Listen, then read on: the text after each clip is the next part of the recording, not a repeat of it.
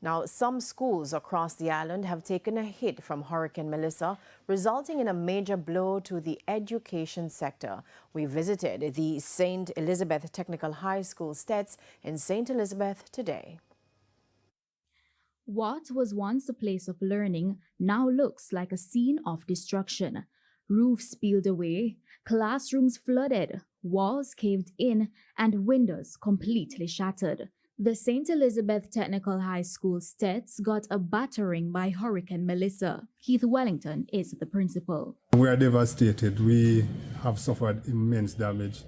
And the more the hours go by and you take a closer look at what has transpired, the more significant the damage seems to be. Mr. Wellington says the road to recovery will be a long one, as it may take several months before the school returns to some level of normalcy. Even if we have all the resources that we need available, will take months, literally months, maybe 8 months, if we have all the resources available.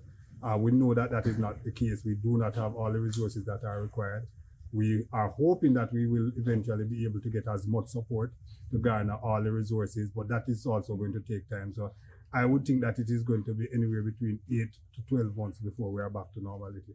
Cottages that once housed students and staff are now left exposed. We have at least 6 cottages that have been suffered damage.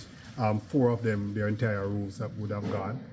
From a school classroom perspective, we have one building that holds 9 classrooms, where that roof is gone its entirety. The grade 7 block that has 6 grade 7 classrooms that has been damaged. Our playfield, grandstand, that entire roof has gone as well.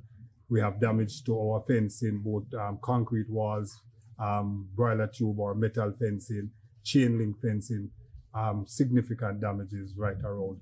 And obviously with the roofs being removed, we would also have suffered water damage. And that water damage would also mean that we have electrical damage. So it's really, really significant damage that we have suffered. The principal says as the damage is being assessed, the price tag just keeps getting bigger. But a plan will be curated to accommodate the 1,700 students as best as possible. So initially, when I had a first look, I thought that this would be probably easily over $100 million to $150 million. But as we take a closer look, you look at furniture that has been damaged and so on, you're really looking at much more than that. We'll try and get students. We actually went through this with COVID, where we had students coming in maybe 3 days per week or 4 or 5 days over a 2 weeks period. So we'll look at that, we'll revisit what we did in COVID. And obviously we have to prior the students who are at the exit level, and that's grade 11 and 6th form students. So we'll find a way to make sure that they are able to manage. Aliyah Bryant, TVJ News.